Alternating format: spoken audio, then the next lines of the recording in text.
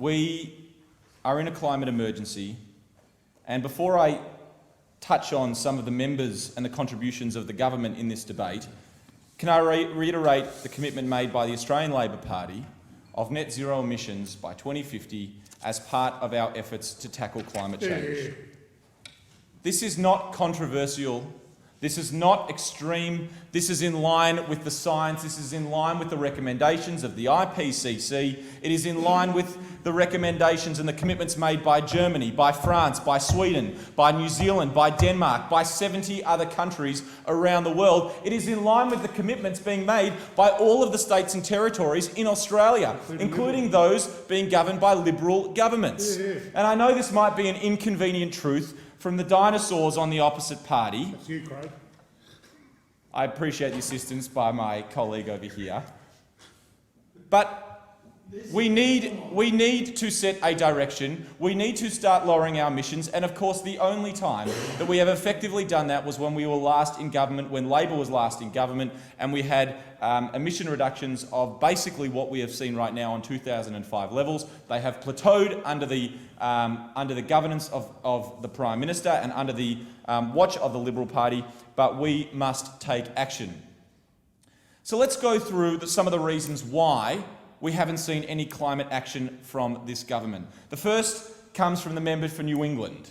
The member for New England is a big reason why this government is not taking action on climate change.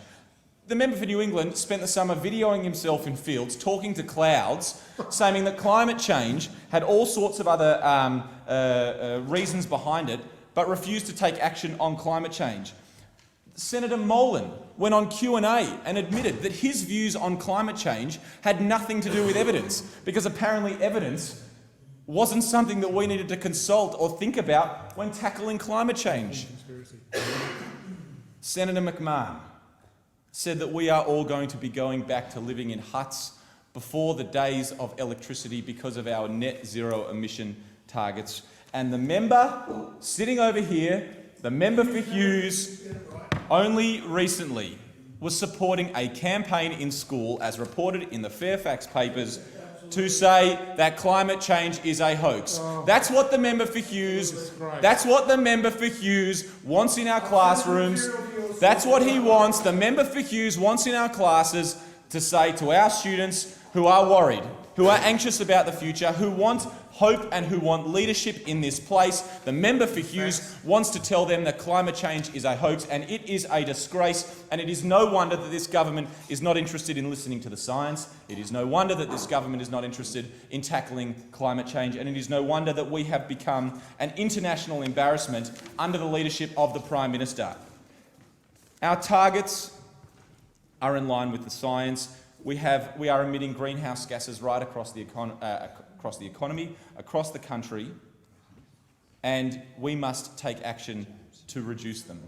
It is difficult, and I acknowledge that it is difficult.